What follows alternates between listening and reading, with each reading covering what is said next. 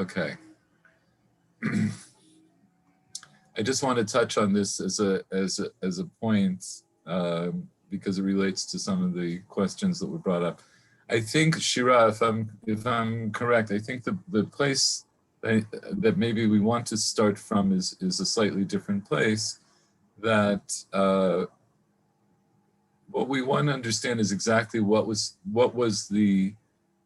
going on with Trumat Hadeshen. What was the actual mitzvah of Trumat Hadeshen? What was practically done regarding Trumat Hadeshen? But one thing I wanted to bring up before we get into that, we were looking here at the Gemara in Masechet Yoma Daf Chaf Bet Amud Aleph, and so we did this Mishnah. Okay, this is the second perek. It says, the Mishnah says, "Barishona kol mi sherotzeh litrom et hamizbeach toreim." Right. So we all remember this. In the beginning, anybody who wanted to, excuse me, do Trumat HaMizbeach, right? Do Trumat Hadeshen from the Mizbeach, he could do it. He could do the removal. Ubizman shehen merubin ratzim v'olin bekevesh, right? And when there were a lot of them who wanted to do it, then they would run and go up the ramp. Kol hakodem el chaveiro b'arba amot zacha. Anybody who got ahead of his friend, who preceded his friend by 4 amot, would win, and then they would do it. V'mayu shneihen shavim, hamimuneh omer lahen hatzpiu. And if they end up coming out the same, then the mimuneh, the kohen who was in charge of giving out the tasks, he would tell them to stick out a finger, right? And that they would do the payis. So this talks a little bit more about the payis, and we remember. But I wanted to show you the Gemara here at the beginning of the beginning of the sugya here. Just a second.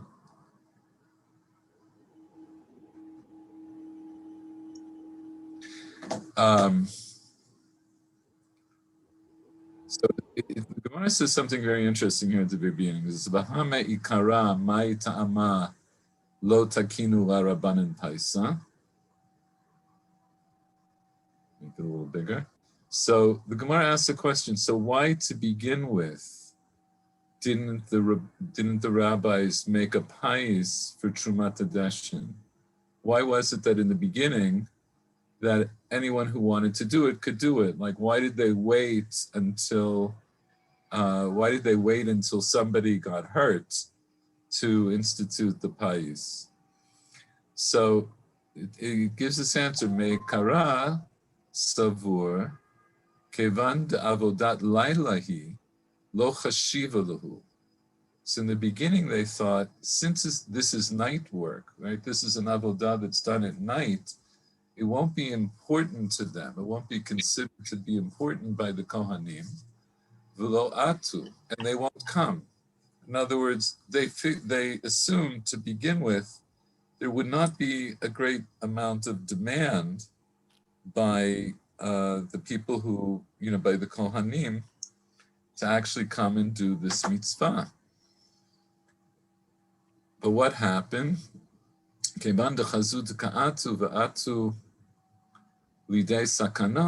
when they saw that people were coming and that they were coming to be in danger, takinu la paisa.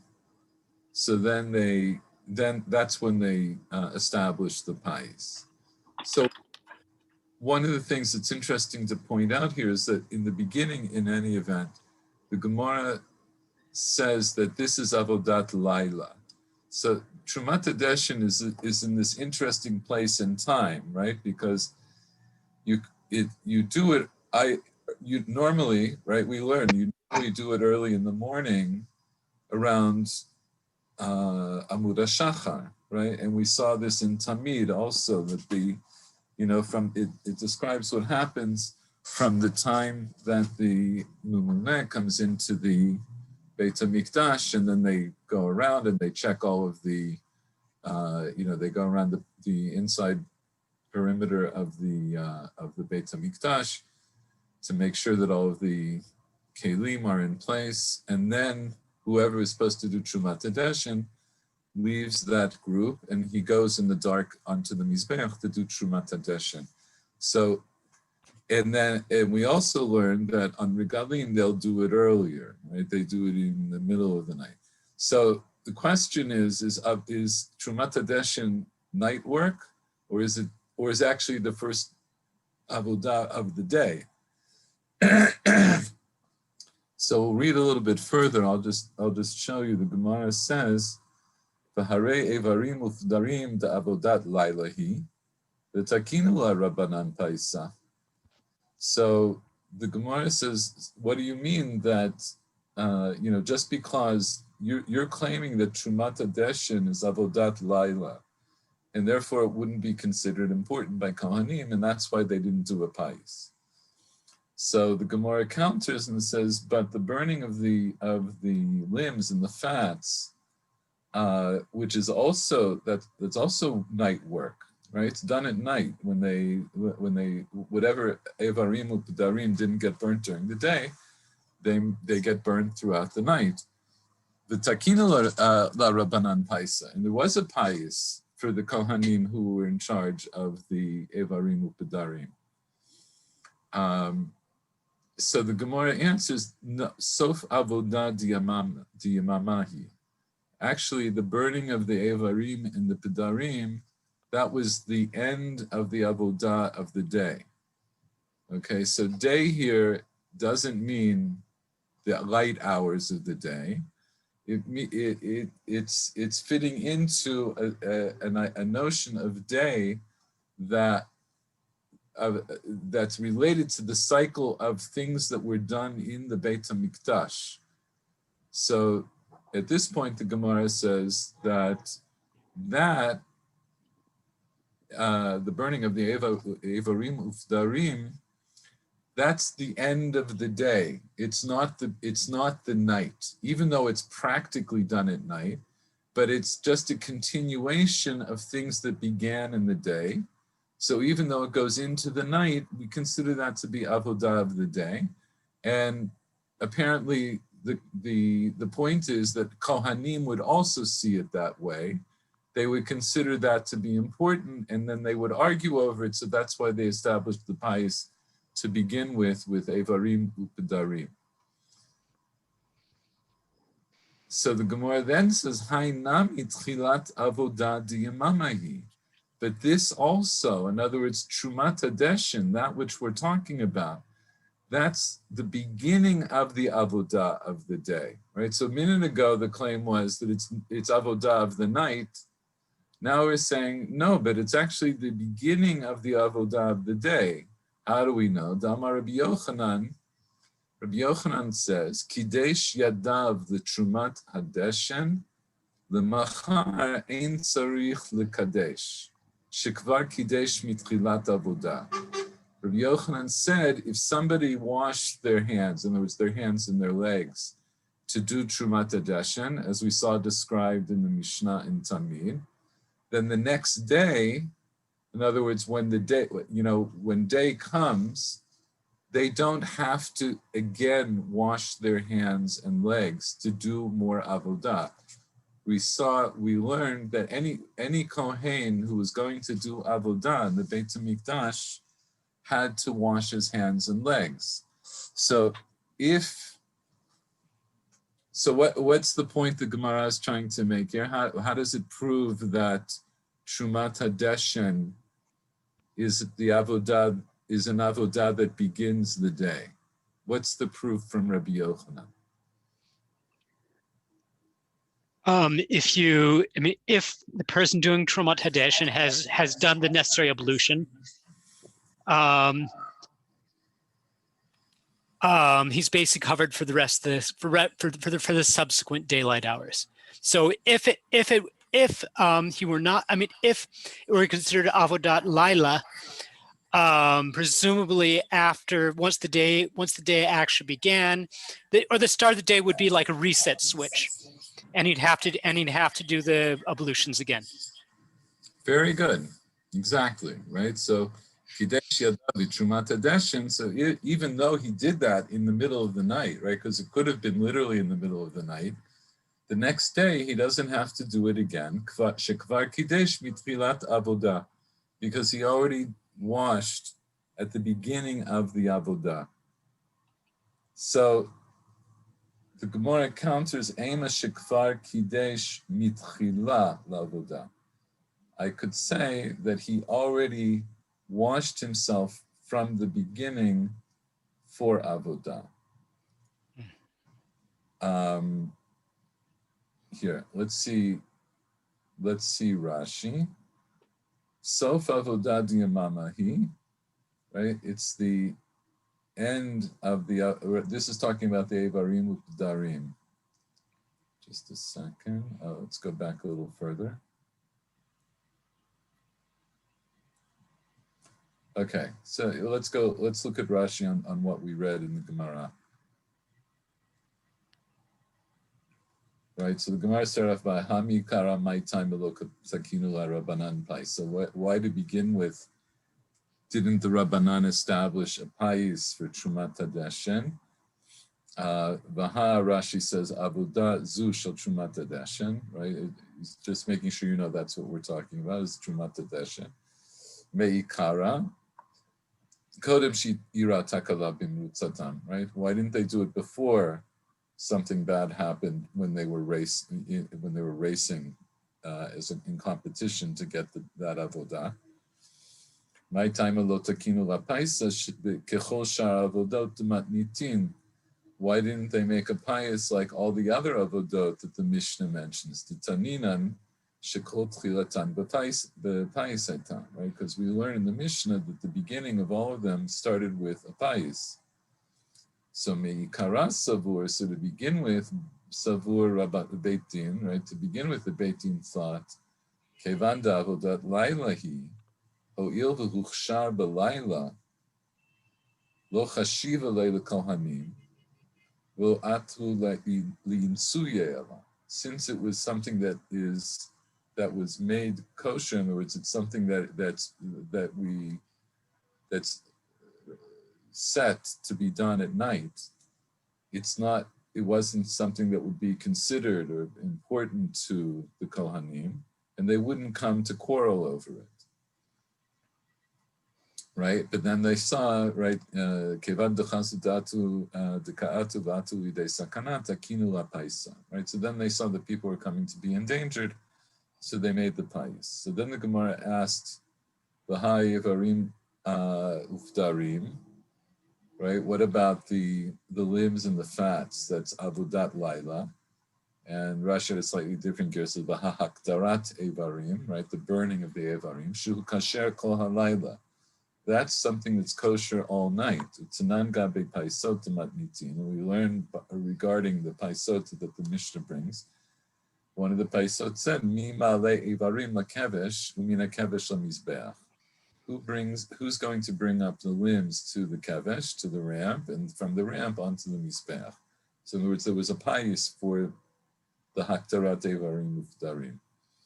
So the Gemara answers, sof avodah diyamamahi. That's the end of avodah for the day.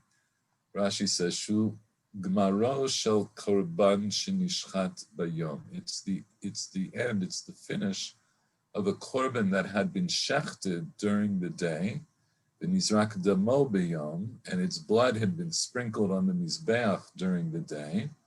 L'kach chashuva be'einei hakohanim lavo l'riv aleh, and therefore it was important in the eyes of the kohanim that they would come to argue over it, right? Because they saw this as a direct extension of the more prestigious avodot of doing the zrika al gabe hamizbeach, and those the earlier parts of the avodah were the most prestigious, but this was a continuation of that, so they would argue over it.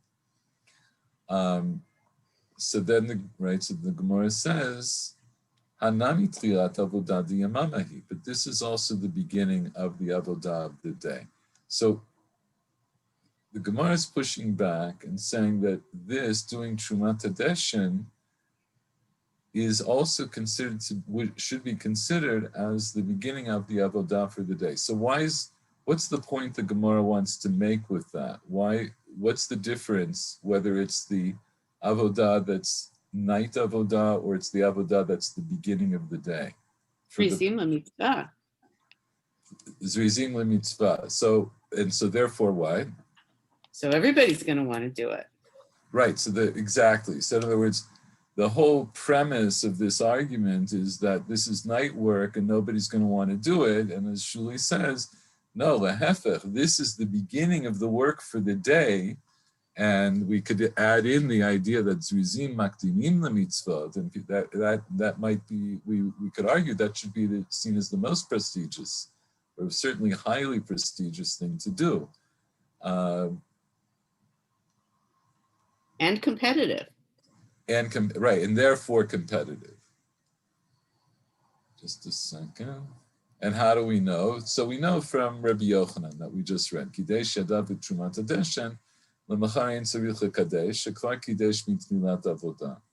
So the next day, ein tzarich lekadesh, in lo yatzam min hamikdash, Rashi adds in, as long as he didn't leave the mikdash from the time he did kiddush yadayim v'raglayim, ואפילו לרבי דאמר בשחיטת קודשים לינה מוארת בקידוש ידיים ורגליים, מודהו דמקרות גבר עד ספרא לא פסלה לינה. Right, so there's an opinion by Rebbe, it's Rabbi Yehuda Nasi, that if you do the kiddush yadayim v'raglayim in the middle of the night, that maybe that won't hold until the next day. But he says no. Even here, he would agree at mikrot gever, right? So from the cock's crow, or from that time that's around alot hashachar ad safra until morning, that period of time, lo pasla lina, that would not be considered to have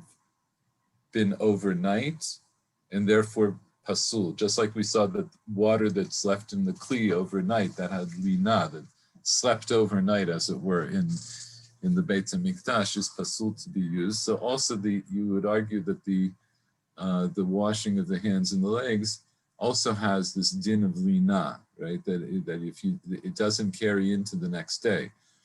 But here he would agree because it's based on the norm, which was to do Trumat Hadeshen from around Krot HaGever, from around the time of the cock's crow. Ema shekvar kidesh mitchila la'avodah. So we'll say what it means is that he already was mikadesh from the beginning for the avodah. Rashi says, al matchilat avodah karile.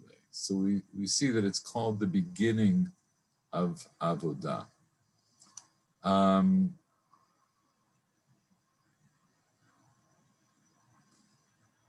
Let's do a little bit more.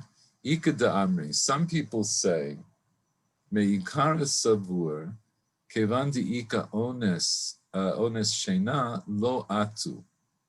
So some people say there's a different reason why a payas was not originally established for Trumat Hadeshen. Not because Kohanim didn't think it was important, but ika ones shena, people might be compelled to fall asleep, right? Because people would generally be sleeping at that time. Lo atu, and then they wouldn't come, they wouldn't show up. Kevan dechazu atu, right? So they didn't make a payas for it. They just figured whoever's there who's going to be available, they can do it. Kevan dechazu atu. So then when they saw that in fact Kohanim were coming and they also came to be endangered, takinu la rabbanan paisa. Then that's when they made the pais. Then the Gemara also asked, Varei varim pudarim di'ika ones shena, the takinu la rabbanan paisa. So the Gemara asks also here a question from the burning of the limbs and the fats, right? There also, I could say, Ika ones shena, right? Because the Kohanim could have fallen asleep before they finished doing the work for the Evarim Uptarim. But nonetheless, there was a pious for it. Why didn't they just leave it for whoever wanted to do it? So the Gemara says, Shani migna mimikam. Falling asleep is different than getting up. Shani migna mimikam. Noach, Rashi says, Noach lo la'adam l'naded sheina me'einav. It's easier for a person to like push the sleep from his eyes, milelech lishon ad sof halayla, rather than falling asleep until the end of the night, liyot omeid mimitato bashkama shehi Trumat Hadeshen. In other words, the people who were doing Evarim Uptarim, they came into it from the daytime, and they were awake, and ones sheina, yes, it could be that they might fall asleep before their job is done, but that's different than somebody who actually fell into a deep sleep and had to get up early to go and do the work. So therefore, what? What does that teach us about the establishment of the pais? The Kohanim were getting up for the day, therefore it's day's work, and so therefore, because it's the first work of the day, we needed a pais. Well, actually, what we're trying to explain here is why, to begin with, they didn't make the pais for Trumat Hadeshen, right? They said they didn't make the pais because it's so difficult to get up in the morning. They assumed, okay, not whoever shows up, and it won't be that many people. Exactly, right. Whereas the Evarim Uptarim, to begin with, people are going to be there, and they will start it off awake at the time, and maybe they'll fall asleep on the job or before they get to do their job, but nonetheless, they could be prodded to be woken up and finish. It's different than saying there's a pais for the Trumat Hadeshen, where people have to get up in the middle of the night.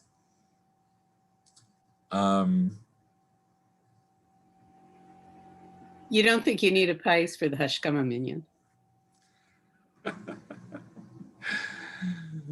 Basically, yes. Debating about if we should continue this or not. Just a second.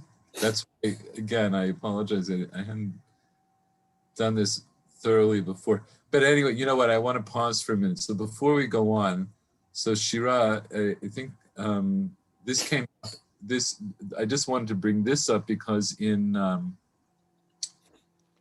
if I remember, and I didn't go over this again since Shabbat, but in Rav Hirsch's commentary, I believe he talks about, he alludes to this idea of the avodah at the beginning, this idea of avodat laila as opposed to avodat yom. And I honestly now I don't remember what he said. Do you have anything to say about it at this point though? Yeah, his main point is what is the sense and meaning of Trumat Hadeshen in comparison to Hotzaat Hadeshen. And the main point is, okay, Trumat Hadeshen is the conclusion of the previous day, and also a kind of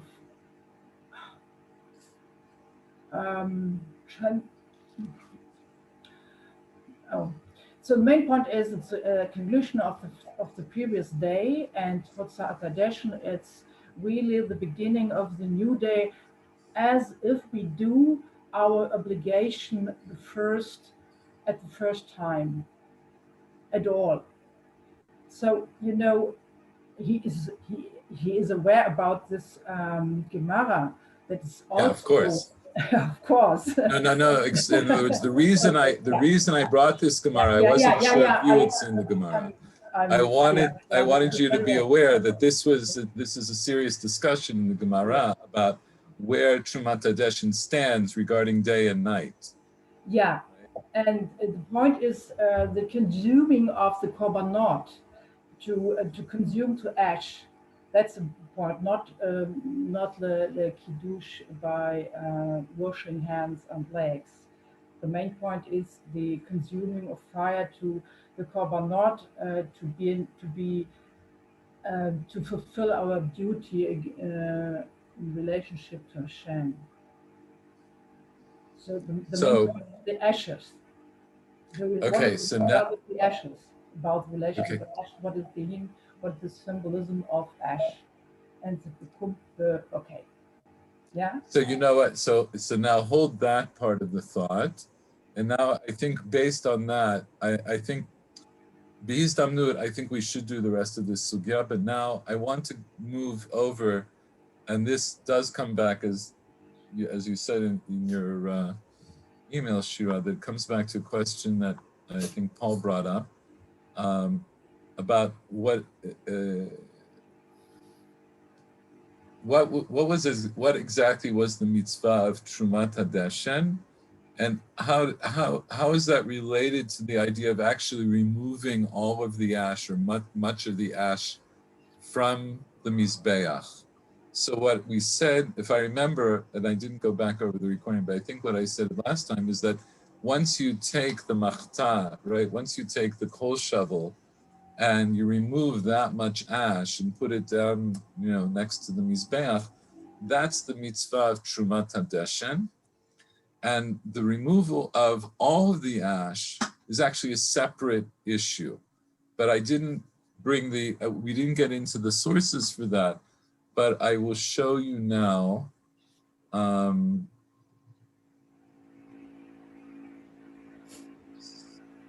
Just a second. Yeah, here.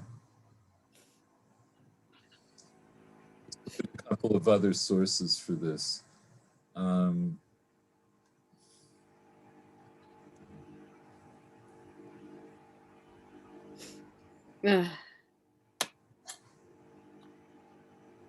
Just a second.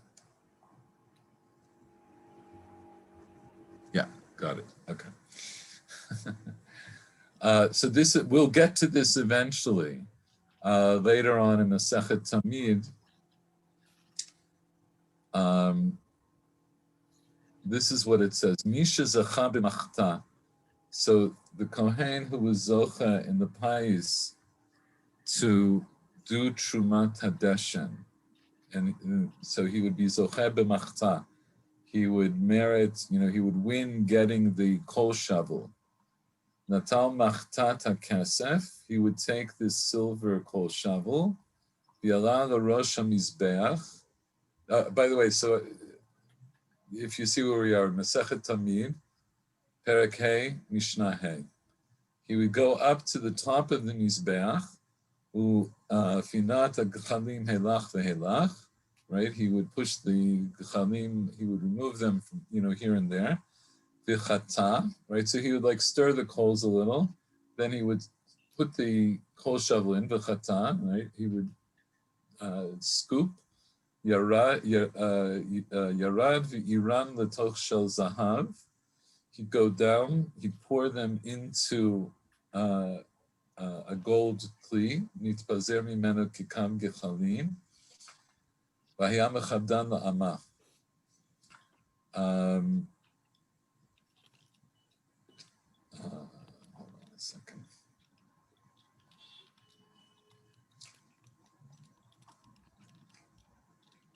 I didn't say that right. Misha zacha b'machta laholicha gchalim lemizbeach hazahav. This is in Trumat Hadeshen. This is the mitzvah of taking the coals from the mizbeach that we need on the inner altar. Laholicha gechalim lemizbeach hazahav.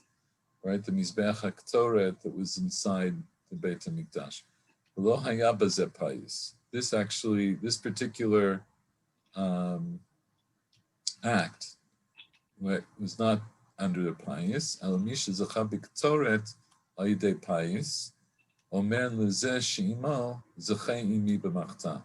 Whoever won the payis for the ktoret through, right, then he would say whoever was with him that you can win, merit with me and with the machta. So this is the beginning of the mitzvah of the Ketoret. So we would scoop from the inner coals that that were consumed. Lo garsinan hacha.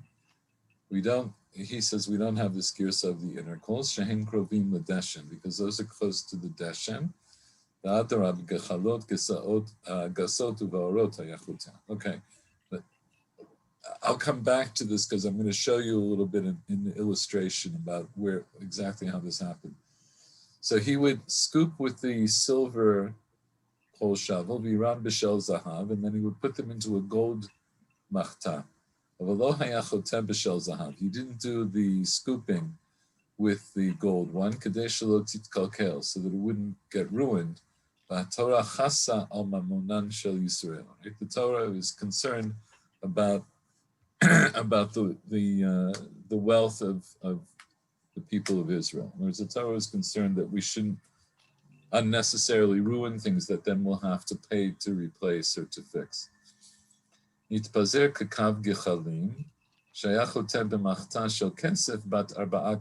what would happen? The kol shovel that he would use, that was 4 kavim.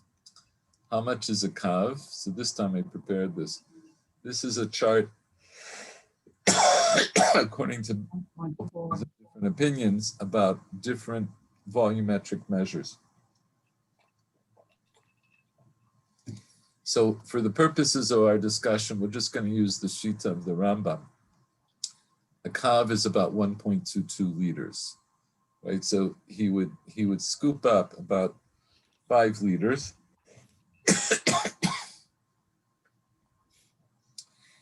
And the machta of zahav was 3 habim, right? So that it's like about 3.5 liters.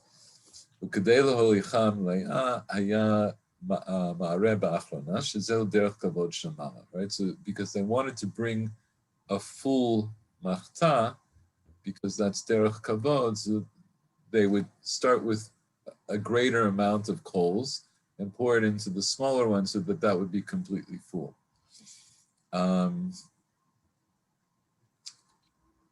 Just a second. Right. So then about a kav of the coals would fall off. Then they would clean them, right? They would like sweep them away to the amma. What's the amma? The amma was the amma tamayim shabazara. There was like a trough of because can't think of the word. Drainage, or like a channel or a drainage in the cotton yard. Say that again. Drainage, a drain from the yeah. Right. Think of it like that. It would be like like a sort of a running kind of drain. A gutter. Thank you. That's the word I'm looking for. It was like a gutter in the Azara. Shelo yichvu behen kohanim. Right. So in other words, they would clean them and they would put them into this gutter to prevent kohanim from accidentally getting burnt. With Shabbat. Okay. Shabbat haya kofer lehem psachter. And on Shabbat, right, because they couldn't put them out on Shabbat, because that's an Isur D'Oraita to put them out, right? Isurei D'Rabbanan, there weren't Gezerot D'Rabbanan in general in the Beit HaMikdash, because Kohanim are Zrizim. So some things that we're not allowed to do outside of the Beit HaMikdash, Kohanim and Levim were allowed to do in the Mikdash. But here we have burning coals, so you can't put them into water on Shabbat, right? So what would they do? They had a big kli called a psachter. Psachter haita kli gadol, machzeket letach.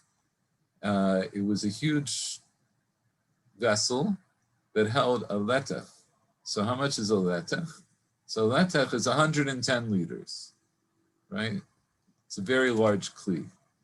And just a second.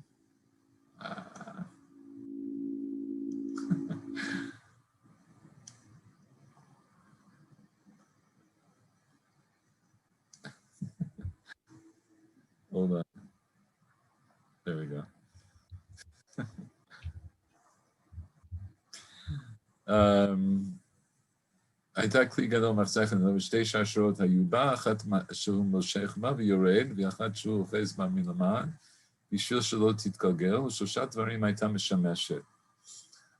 Okay, so they describe so they're describing the psachter.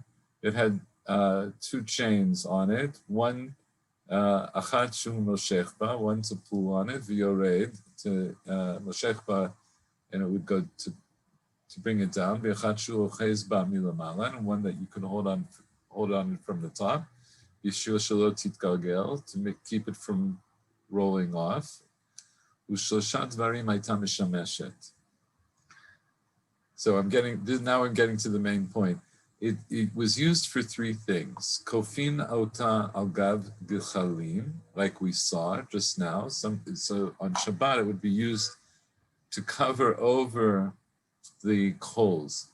And I believe that the reason that they used this huge kli to cover what would be a relatively small amount of coals is because if they put a small kli over it, that would also be putting them out in a very direct way. But here, there would be enough oxygen inside this very large kli that they're not going to go out right away because it was covered over like that.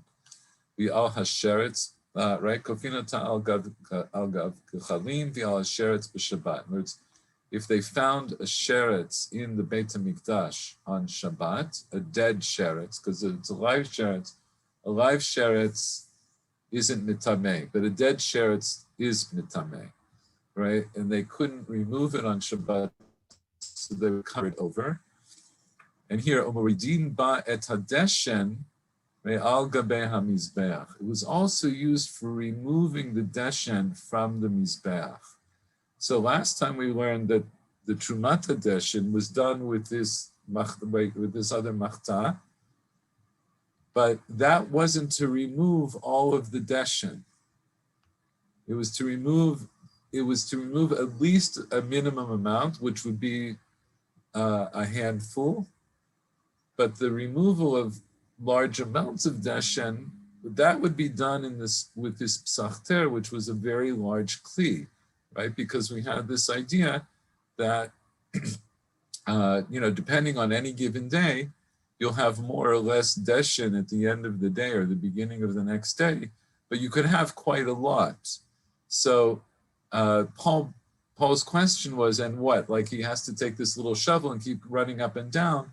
So the answer is no, he didn't have to do that. All he had to do is shovel it once, and then that would be the kiyum, that would be the fulfillment of the mitzvah of Trumat Hadeshen.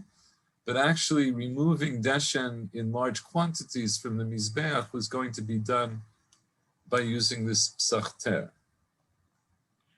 Sorry, but I understood this Mishnah in Perek Hey and Tamid referring to not the ashes, more the coals, the gechalim we need for burning the instance altar, the inner altar. So it's not for the, yeah. The Mishnah is talking about two things. In other words, the beginning of the Mishnah. Yeah, about the ash of the tapuach and to remove it with help by means of the psachter, and also about the gechalim or the coals we need for the inner altar. So right. Go ahead. The phrasing is identical to the Perek 1, Mishnah 4. So it seems to be the same phrase, the same beginning. Helach vehalach, the zakah, also the foot. But then it's another topic, it's another matter of. It's not right. so. The beginning of the Mishnah isn't. I want to clarify because the Trumat Hadeshen is a result of the burning of the korbanot of the Tamid. So, excuse me, so it's so complicated because it seems so accidental. The same phrasing, it's so identical. Right. Yeah. Right. No. Right. So the phrasing that's similar is that pinat et gechalim elach ve'elach v'chata. And that's why in the beginning I was also confused and I started to explain it incorrectly. Yeah, and but the shofel is the same, the machanat shel kesef, and so we have, it seems to be the same shofel, the same machana. It's a little bit disturbing. Well, okay, but yeah, so the Mishnah begins by talking about the gechalim that were used for the Mizbeach HaKtoret, and then, but it tells us at the end, because it has to talk about the psachter, it tells us that the psachter was something that was used to remove large amounts of deshen.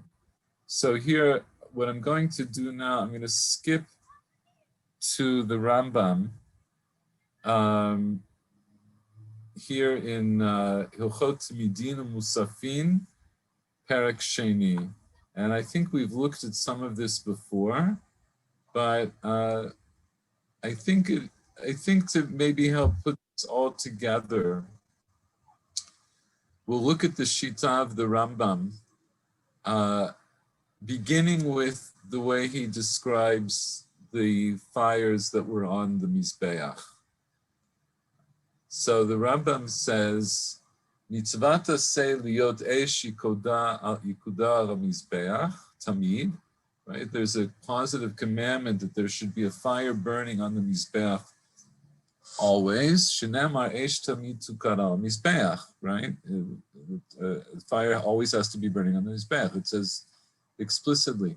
By the way, it says explicitly, but of course this word tamid, always, doesn't. It could be either continuous or continual. Yeah, and when you say, so it says, yeah, so differentiate between continuous and continual. Continuous means it never stops. Continual means that it repeats at regular intervals, ad nauseum. Okay. Esh Tamid could also be the Esh of the Korban Tamid. It's interesting. Yeah, you could say that, but that's not. So that for the purposes of the way that the mitzvah was understood, it wasn't understood to be like to be that. But it's interesting. The thing, I think the argument, what pops to my mind, the argument against that is that I don't think the Torah refers to the Korban Tamid as Tamid. I don't think you ever find it, right? Okay. But it's interesting that you bring that up as a possible reading, right? So tamid here seems to right. It's explaining the eish, right? The eish is an eish tamid, and as Michael said, sometimes it means continuous, and sometimes it means continual. And so here it means here it was understood to mean continuous, that there should always be a fire burning on the mizbeach. Right? Even though the fire came down from heaven, mitzvah v'havi eish min ha'edyot. It was a mitzvah to bring an eish from people who weren't, people who were not God. In other words, we're the hedyot, right? In other words, we are, compared to God, we're all hedyotot. We're all just plain people. Shenamar v'natnu b'nei Aaron ha'kohanim eishal mizbeach. Right, so just to remind us, this is right the beginning of Parshat Tzav, right? Tzav ad Aaron v'panav lemor zot Torat ha'olah hi ha'olah u'moktam mizbeach kol ha'layah ad ha'boker ve'esh ha'mizbeach tukad bo v'lavash ha'kohen midovad u'michnesei vad yilbash al b'saro v'herim et hadeshen asher tocha ha'esh et ha'olah al ha'mizbeach. Right? So this is the basic description of the mitzvah of Trumat Hadeshen, which the Rambam will get to in this parak.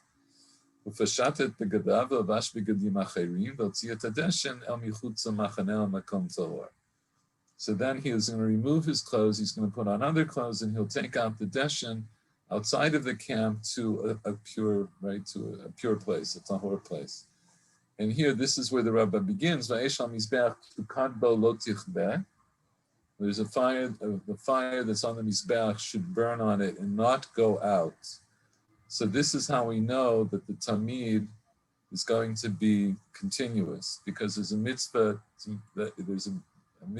lotase, to make sure it doesn't go out, which the Rambam also described in greater detail. And Kohen will burn on it in the morning woods every morning. Yarach aleh olah, and then they'll put on it the olah, on the wood. They will also burn on it the fats of the shlamim. Right, and they learn that. We'll see. Each of these iterations teaches us something particular. Rambam.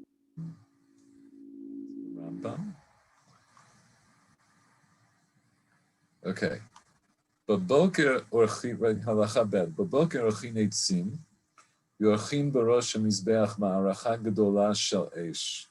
So in the morning, they arrange the wood, and they arrange at the head of the mizbeach a large fire, right, a ma'aracha of esh. Shnemar u'direla hakohen eitzim baboker baboker. That's how we understand that pasuk that we just read. V'chein mitzvah la'alot shnei gizurim shel eitz. It's a mitzvah to bring up 2 logs of wood, im tamid shel shachar, along with the korban tamid of the morning, yoter al atzei hamizbeach, al atzei hamaracha, in addition to the wood that was already on the ma'aracha. Shneamar uvier leha kohen etzim baboker. Right, that the Kohen is going to burn on it. So the it would refer to the maracha, and he's going to bring more wood to burn onto the maracha. V'chein mosifin shnei gizrim im tamid shel bein ha'arbayim. Similarly, they add on 2 logs of tamid in the korban tamid of bein ha'arbayim. Shneimar be'achu etzim al ha'esh. They arrange. In other words, it's when it talks about right, when it says v'archu, it's talking about the tamid of bein ha'arbayim, and therefore I understand that as we'll see in a moment, that has to be done by 2 kohanim, right? So in other words, in the morning it said Uvia aleha hakohen, right? It's just 1 kohen. But in the afternoon, it's the archu, and they brought the eitzim. So the Rambam explains, Shnei gizrim shel bein ha'arbayim, ma'alin otan shnei kohanim, right? And we saw this in the Mishnah in Yoma, right? That in the pious for the afternoon, there would be 2 kohanim, each one bringing a log. Kol echad v'echad be'etz yechidi biyado, shenemar v'archu, since it says v'archu, harei kan shnayim, right? That tells us that there are at least 2. Aval shel shachar b'kohen echad. The one they brought in the morning was only, whatever they brought, the logs brought in the morning would be brought by 1 kohen. Okay. Shalosh marachot shel esh osim barosh hamizbeach b'chol yom. So we also saw this, but we'll look at here in the way the Rambam phrases it. So there were 3 areas of fire on top of the mizbeach every day. Rishona ma'aracha gedola. The first one was the large ma'aracha. She'aleh makrivina tamid im shar hakorbanot. That's where they would bring the korban tamid, which was always the first korban of the day, with all the other korbanot. Shniya, the second one, bitzida, ktana mimena. There was another one to its side that was smaller than it. Okhin eish b'machta lahaktir toret b'chol yom. Right? I'm sorry, I didn't read that right. Shniya bitzida ktana shemimena lokhin eish b'machta lahaktir toret b'chol yom. That's the second one. That's from where they would take the fire in the machta. In fire here, he means to take the burning coals, like we saw just now in the Mishnah in Parakeh and Tamid, to bring the ketoret every day. Shlishit, the third maracha, ein alea klum. There was nothing on it. Ela l'kayem mitzvat ha'esh, shneamar esh tamid tukad. The third maracha was there just to be mekayem the mitzvah of always having a fire burning on the Mizbeach. So let's take a quick look at a diagram of the Mizbeach.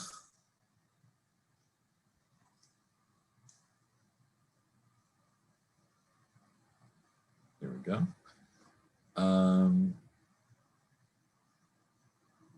So these are diagrams based on the Perush of the Tiferet Yisrael. And we're going to talk a little bit more about this second Maracha here. But, so this is the first one. And then this one is a little bit smaller. And the Mishnah describes it as being here. It describes, its placement as being here.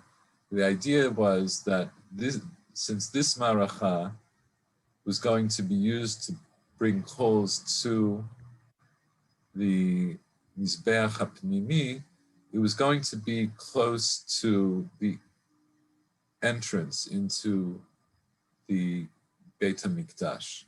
So just to once again get our bearings, right? So this is south, this is north, up on top is east, and down here on the bottom is west. And where this scale is, so just beyond here would be the entrance to the Beit HaMikdash. And by the way, this thing here that looks like a spoon, this was the machta that the Kohen who did Trumat Hadeshen, it says that it was placed in to the west of the Kevesh, right? So that this is where he would come in the morning, pick this up, and then go up and do Trumat Hadeshen. Let's go back. Not to scale. No, but it's a very cute spoon. My sister had one like that. Yeah. Okay.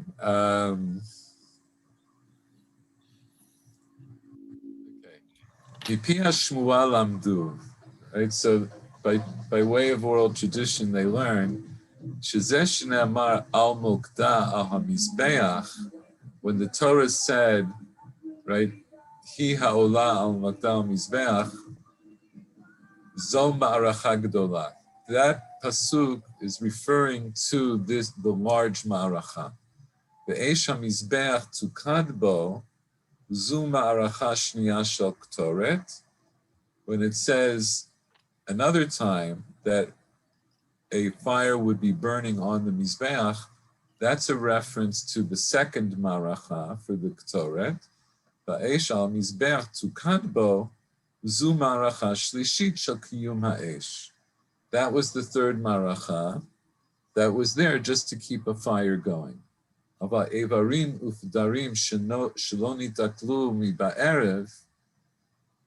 limbs and the fats that were not consumed at night, they would put them next to, right, anything that didn't get burnt overnight would be put next to the large maracha, the first one. Okay. Some of this, by the way, we're going to learn as we get through later parts of Masachet Tamid. But I think it's worth just, I think what we'll do, we'll continue. I want to finish this because he's going to bring in Trumat Hadeshen. And I think this is a good way of trying to put some of these concepts together. I will also point out that some of the opinions that the Rambam has were not agreed, in other words, his interpretation of these sources was not universally agreed upon, but it's a good place to start with, it's a good place to always to start with the Rambam. Hamechabe esh hamizbeach lokeh, right? So there's actually, right, we understood this possibly from reading the Torah, because the Torah says lo tichbeh, you're not allowed to put it out. That's understood to be an isur, right? There's actually, the Torah forbids you from putting out the fire on the Mizbeach. So if somebody puts out fire on the Mizbeach, lokeh, he's chayav malkut. His punishment would be whipping if he did it bezadon with two witnesses and so forth. Aval gacheret achat, afilu gacheret achat, even one coal, right? It's not allowed to put out any part of the fire. Afilu horida me'al hamizbeach v'chibar, even if he removed it from the mizbeach, because it says esh hamizbeach, so you might think once I remove it from the mizbeach, I'm allowed to put it out. Nonetheless, lokeh.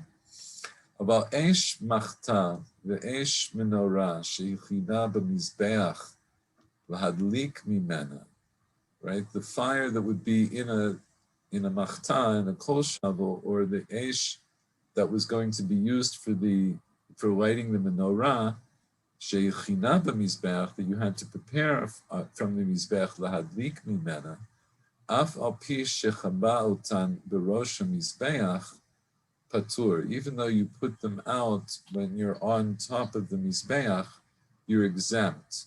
In other words, when you stick in the coal shovel to take out coals, you're going to inevitably put out some of the coals. But there, the Torah exempts you from punishment because sharei nitkal lemitzvah acheret, because those coals were now being removed for another mitzvah. They no longer have the din of being eish hamizbeach once they're being put into the machta for another purpose. Also, it's not asking you to do something impossible. Right. You can't be punished for doing for something impossible. Right. Right. So we can only do what we can do. But we find out also is toch kedei that we find out this interesting thing, that there's a certain definition of what we consider to be Eish HaMizbeach and other Ishim, even though they come from the Mizbeach. So both of those points I think are important. Kishimisader atzei ma'aracha gedola, misadra b'mizrach hamizbeach. So we saw this in the Mishnah last week when they would arrange the wood for the big maracha, right? The one that they're going to use for the tamid and the other korbanot. So they would arrange it on the eastern side of the mizbeach. V'yam mareh shehitchil l'sader mareh shehitchil l'sader min hamizrach. The revach, right? So it would be seen, its appearance would be seen to begin to be arranged from the east. The revach haya ben gzarim, and there was a space between the logs. V'rosh gzarim apnimim hayu nogim b'deshen shebe'emtza mizbeach v'hu hanikra tapuach, and the ends of the logs, of the inner logs, would be touching the pile of deshen that was in the middle of the mizbech, which was called the tapuach. So we saw that last time in the Mishnah, and I'll just point out, we're not going to do the Ravad. The Ravad had a very different idea of the way this looked, and maybe we'll come back to it eventually, but not right now, because I think it's better just to stick for the moment with the way the Rambam understood it.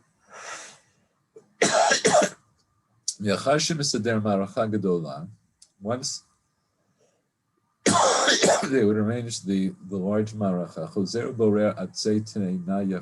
This is actually the next mission that we're supposed to do in Tamid. They would go back and pick out nice pieces of fig wood, of wood from a fig tree, and the sader maracha shniya shel ktaret mikeneged keren ma'aravit dromit mishuchan min hakeren klapei tzafon arba amot. So they go up and set up the second maracha for the Ktoret next to the southwest corner, pulled up, in other words, pulled up away from that corner toward the north by 4 amot. So that was the picture that we saw before. Excuse me. Okay. That's the picture that we saw before, That's this. So now we understand. This is the Karen. This is the Karen Maravit Dromit, right? Here's Marav and here's Darom. And so it would be next to here, but not right there. It would be moved up by 4 amot. So that was the way, that was more or less the place that you would see it.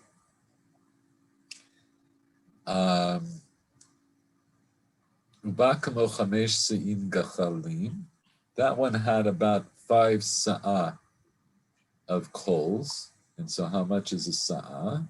So Rambam holds that a sa'ah is about 7.34 liters. So about, what would that be? About 37 liters. Not a small amount of coals, right? But just to give us some kind of an idea of how much was there. Oh, no, I'm still here. Just a second. Okay. On Shabbat, they would make it larger. They would have about 8 sa'ah.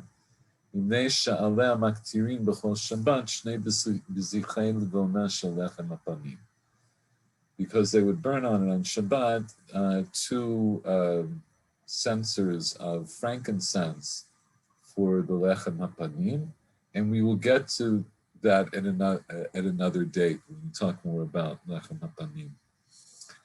Ma'aracha shlishit shel kiyum ha'esh oseh ota b'chol makom sheyirtzeh min hamizbeach. So the third ma'aracha, you could do it wherever you wanted on the mizbeach. Matzit ba et ha'esh, and you would light fire from it. V'lo yatzit ha'esh lamata, matzit ba, right? So you would light the fire in it. It had to be lit there on the mizbeach. V'lo yatzit ha'esh lamata v'yaleh ota lemizbeach. You shouldn't light the fire below the mizbeach and then bring it up to light the maracha. El b'mizbeach atzmo mitzitim. It had to be lit on the mizbeach. Shneimar be'esh hamizbeach tukad bo. Mikan lahatzata shelo tiyeh ela b'rosho shel mizbeach. So we understand from the Torah that you had to light the maracha on the mizbeach. So now, after he's described the marachot and how the fires would be laid out on top of the mizbeach, now he describes Trumat Hadeshen. Halacha Yud, Haramat Hadeshen me'al hamizbeach b'chol yom mitzvat aseh. Right? So it was a positive commandment to remove the deshen every day from the mizbeach. Shnema v'herim et hadeshen. V'hi avodah me'avodot kunah. This is one of the avodot of avodat kunah. In other words, he means to say it has a status as an avodah. Because we already saw from the Mishnah, not everything that Kohanim did inside the temple was considered to be an avodah per se. Like the Shmirah was not an avodah per se. But this is an avodah.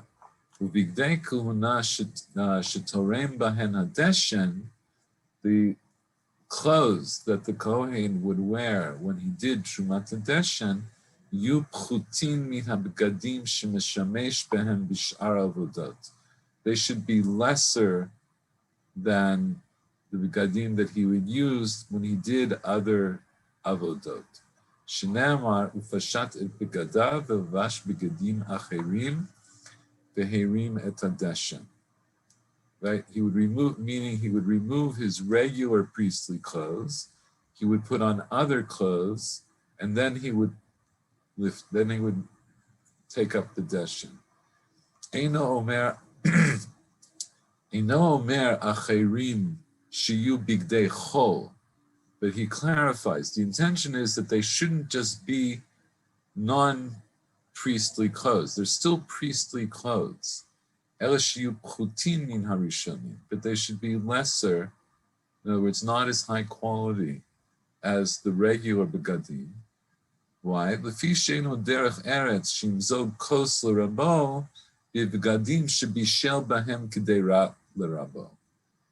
right. The Gemara brings this down that it's not seemly, right? It's not derech eretz that the servant should pour the cup for his master in other words, he shouldn't serve the master in the same clothes that he had cooked the meal for the master, right? So the cook inside the kitchen, he'll wear whatever clothes he wears that he knows are going to get dirty. But then when he goes to serve the master, he's going to change his clothes and put on something nice. So this, right? So in the analogy, the gadim pchutim, that's like the eved that's mivashel et hagdeira, right? He's like the cook who's getting his clothes dirty. So the Torah actually commands the Kohen that you should be wearing lesser clothes for that. Shel? Yes. Yes. Is there a difference between avodah and melacha? Yes. Melacha because of Shabbat. Yeah, so melacha is the definition that we use mostly in two contexts. Right? We have melechat mishkan, right? All the acts that went into the building of the Mishkan were called melacha, and then we derive the building of the Mishkan. The building of the Mishkan. The building of the Mishkan and everything that had to do with the building of the Mishkan, including the making of the kelim and everything that had to do with the bringing about the Mishkan and all of its parts. And then based on that term, right, we understand that those are the malachot that are asur b'Shabbat. In this context, avodah means specific acts that Kohanim need to perform in their duty as Kohanim in the Beit HaMikdash. Isn't melacha creative work and avodah is service? That's definitely one way of looking at it. So we translate avodah as service, and I think it's, in this context, it's appropriate. And melacha being creative work, it seems to be a good definition overall for when we understand it both in the context of the Mishkan and Shabbat. And I say seems because without now getting into that, it doesn't always seem to work out 100%, but basically, so the Torah differentiates between, what we in English, we might call work. We don't always use the same, the Torah has very specific terms that are used for different, let's say, acts, right? Certain acts that accomplish something are not just called work, right? It might be service, it might be, like you say, maybe a creative act. So yeah. Eimatai Trumat Hadeshen b'chol yom. So when did they do Trumat Hadeshen every day? Mishe'aleh Amud HaShachar, right? So every day, meaning every normal day, it would be from the time of Amud HaShachar, and as we saw in the Mishnah, Uveregalim mitchilat shlish emtzai shalayla, and the regalim from the beginning of the mitchilat shlish emtzai, right? From the beginning of the middle third of the night. In other words, the beginning of that mishmar. Yoma Kippurim mechatzot halayla, right? So we saw this in the Mishnah and Yoma, depending on the day, but most days it was done from Amud HaShachar. Now, Ketzad Tormim. How was the Trumat Hadeshen done? Misha Zacha Litrom, the one who merited, who won the payis, which he describes earlier, to do the Trumat Hadeshen, Tovel, the Lovesh Bigdei Harama, so he would do the Tefillah, he would put on the special clothes that would be used to do Trumat Hadeshen. Then, Mekadesh Yadav Ragvav, then he would wash his hands and legs. So he's skipping, a lot of the pratim here that we saw in the Mishnah, which he describes elsewhere. But for our purposes here, he's just telling us the bare nuts and bolts. Mimlo, right? The other Kohanim who had just gone around and checked the inside of the Beit HaMikdash, they would hear him and they would say, Hizaher Shemet, right? As he was going toward the Mizbeach, he'd say, be careful, Shemet tiga bechli, ad shetikadesh yadecha b'raglecha, right? Make sure not to touch any of the clay sharet before you've washed your hands and legs. Yachar kach lokeach hamachteh b'shel kesef haita. Then he would take the coal shovel. That was a coal shovel made of silver. V'hi haita netuna b'miktzoa ben kevesh l'mizbeach b'ma'aravo shel kevesh. Was put in the corner of the between the kevesh, between the ramp and the mizbeach, in the western part of the kevesh, or the western side of the kevesh. V'notel tamachta. He would take the machta, right? The Shiur pointed out, right? So it's the same language that he brings from the Mishnah. He would stir the coals this way and that. He would take coals that had been consumed, that were in the heart of the fire. He'd go down to the ground. He'd turn and face, right? He came down facing south, then he'd turn around and face north.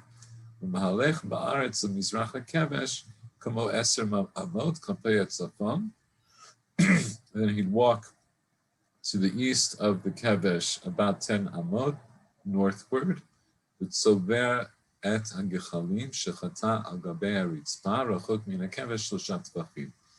would pile up the gechalim that he had taken from the mizbeach onto the floor, away from the kevesh, about 3 tvachim.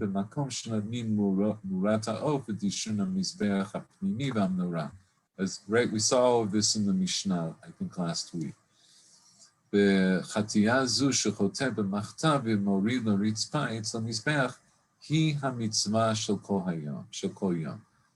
this is, to begin with, this is how the Rambam defines the mitzvah of Trumat Hadeshen. When he took this scoop of coals and brought it down and put it on the ritzpah, as he just described, that's the mitzvah of Trumat Hadeshen. With that, so clearly he hasn't removed all of the deshen from the mizbeach.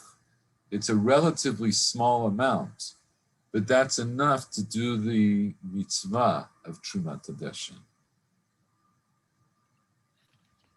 Now, achar shi'arad zeh shetaram ratzim echav ha'kohanim v'kadshim yedehem v'raglehem b'meira. So then, as we saw, after he comes down from doing the Trumat Hadeshen, so his priestly brethren, they run, and that's when they wash quickly. Notlin et hamagrefot v'ratzinorot v'olin l'rosh ha'mizbeach. Then they all go up onto the top of the mizbeach with their rakes and sinorot, like these pokers, I think maybe is a way to understand them.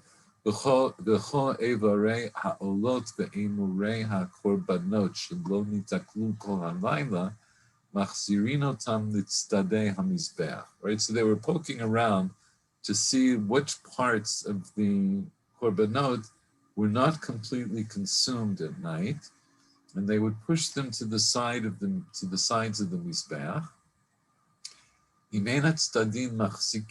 If there wasn't enough room on the sides of the mizbeach, sodrinotam bekevesh keneged hasovev. They would put them on the ramp at the level of where the sovev was, and we saw where the sovev was last time. It's about halfway up the mizbeach. V'achar kach gorfin et hadeshen b'magrefot mikol tzadei hamizbeach.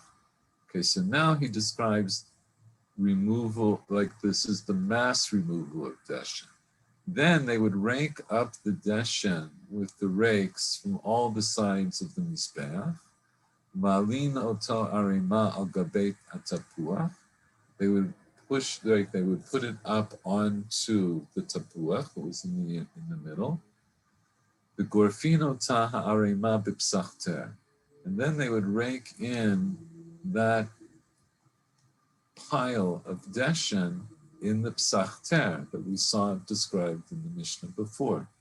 V'hu kli gadol shemachzik letech, right? So there was this huge kli that held a letech. Umaridin oto lamata. Then they would take this Psach Ter that was full of deshen, and they would bring it down. V'regalim lo hayu maridin otel. During the regalim, they wouldn't take it down.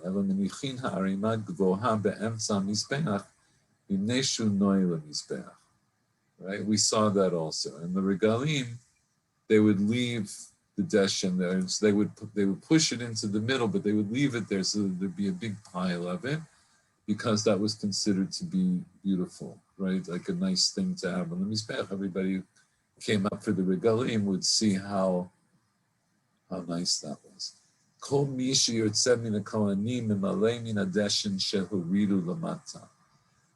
Okay, so this was right. There was not a pious for this.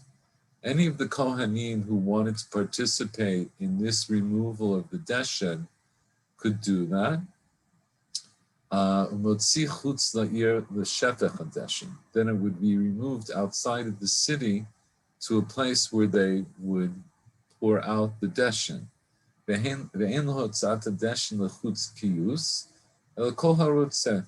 Right? There wasn't a pious for this. Anybody who wanted to do it,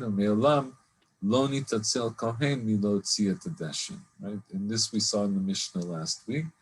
And it was always true that Kohanim were not lazy about taking out the deshen, which we emphasized in light of the fact that on the regalim, they would leave a large pile there, but that wasn't a reflection of them being negligent in cleaning it as was necessary. How would they do this grof, all this code, and be sure that none of them are still burning, because they're not allowed to take one which is still burning, according to what you said before. Right. Well, that's so. I think that I want to tell you something. I'm honestly not sure if either they were just being really careful, or if even though Trumat Hadeshen per se had been done before, whatever. Remember when he describes the actual Trumat, like the actual mitzvah of Trumat Hadeshen, it says that he had to push the coals aside and then go in to take from something that was completely consumed. So whatever was completely consumed, we assume that was not burning. When he had to push coals aside, he could have also, slightly put them out. But as Julie said before, but that's part of the mitzvah. And then the other thing is, like we said before, he said explicitly before, when we're taking the coals for the Mizbeach HaKtoret or for the menorah, then they already fall into a different category, and they're no longer considered to be gechalim of the Mizbeach. It could be that, so I'm not sure which it is. I'm not sure that one, it's here because it's almost, I think what you're saying is it's almost inevitable, even if they're being really careful, that they're probably going to put out a little bit of fire in this process.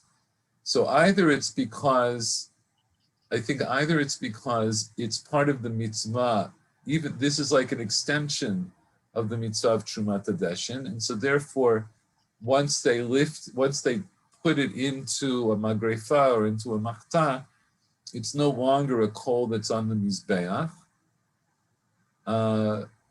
or else it's maybe just what Julie said, like EF Shar Acheret, like you can't do it any other way. But I'm honestly not sure, and I hope I can give you a better answer than that. Let's just finish off here. So even though removing it to outside of the mikdash and outside of the city, that's not an avodah, right? As we defined earlier. Nonetheless, ein ba'alei mumin motzi'in otam. Kohanim who were ba'alei mum, right, who had blemishes, they were not allowed to do it, right? So Kohen who has a ba'al mum, who has a mum, is not allowed to do avodah. So you might say, okay, this isn't avodah per se. So Kohen who's a Baal Mum could do it. But no, there's actually a limud that they say, but Balei Mumim were not allowed to do this. And now he's talking about exactly the placement. When they took it outside of the city, they would put it in a place where there weren't strong winds blowing. Below chazirim gorfimoto, and right, pigs or boars would not be like, what's the word, like, picking at it. There's a better word, I can't think of it right now. Below yifazrenu sham, and they won't scatter it there. Shenamar b'samo, right? So in other words, when he brings this pasuk b'samo, right, it's referring back. The samo etza hamizmeach. So the plain understanding here would be that this would be the first sima when he did the Trumat Hadeshen, the mitzvah of Trumat Hadeshen, then he took it and he put it next to the mizbeach, just like it says here. But they learn out in the Gemara that it's also referring to this removal of the Trumat of the rest of the Deshen, even outside of the city. So it says v'samo, and should be placed. And what does it mean that it should be placed? In other words, she'anichenu b'nachat, it should be placed easily, quietly. In other words, in the context of the way the Rambam just explained it, it means that it should be placed purposely. It shouldn't be like thrown out or scattered. Deliberately. Thank you. It should be placed deliberately. Yasur le'anotbo, and one is not allowed to benefit from it. It has a kind of kedusha, which the Rambam implies that you can't be mo'el from, right? It falls into this category like me'ilah, of benefiting from something that belonged to Hekdesh. And the Ravid actually disagrees with him by that, but we'll leave it. Okay, so now here at the end of this parak, so Shira. Did this help to put some of these things in better contexts? So we have Trumat Hadeshen, which is a limited removal of the Deshen, and your Yotze, once you take out one shovel and put it next to the Mizbeach. And then what seems to be for practical reasons, there's this massive removal of Deshen, which was done by a lot of Kohanim. It's not an avodah per se.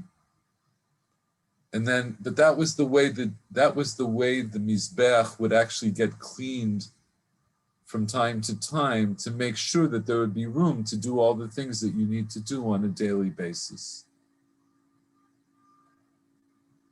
So I wanted to clarify that for everybody, but also, I know you brought up, and again, you're invited now if you want to bring up something that particularly bothered you, and I didn't cover all the sources that you sent, but if you wanted to say something else now about this or ask another question, or anybody, welcome to. But yeah, one of the problem is, in Mishnah T'mura, we have this phrase about Samo, the Nachat, the Kulo, and this problem of Kulo entirely or a part of, it's a symbolic act. So it's one of the main points, and also Hana'ah. So it's remaining, the Hana'ah remain also for the ashes outside in the ear. So we have this hills of ashes, and okay, we have to unify this two acts which seem to be separated. First action with Hadeshen, with the higher level, and Hotza'at Hadeshen, but also Hotza'at Hadeshen after bring out, remove. it remains the status of Asur not La the notebook, benefit. right, So it's right, one and of and yeah, and also what is the question from Paul and other, what is about the Eish Tamid and the Gechalim, and so to waste this fourth calf in the drains, one of the covenants. So we have here the prohibition to scatter, and in the other Mishnah we have liberty also to scatter this and to throw it in the drain or in this Amah. So, okay, I wrote it yesterday in the night. So, yeah. Wait, so I'm not sure. So yes, your last. So what's your last point? In other words, the gechalim that get thrown in the drain. So we understand that once they were removed by the machtat hakesef, there was no longer an isur of putting them out. Yeah. And so that's why they get put in the drain. In other words, they get put in the gutter, so as to not pose a danger to the other kohanim. But I'm not sure what you're saying about that in relationship to Trumat Hadeshen, or you're just going over what we just said. I'm not sure.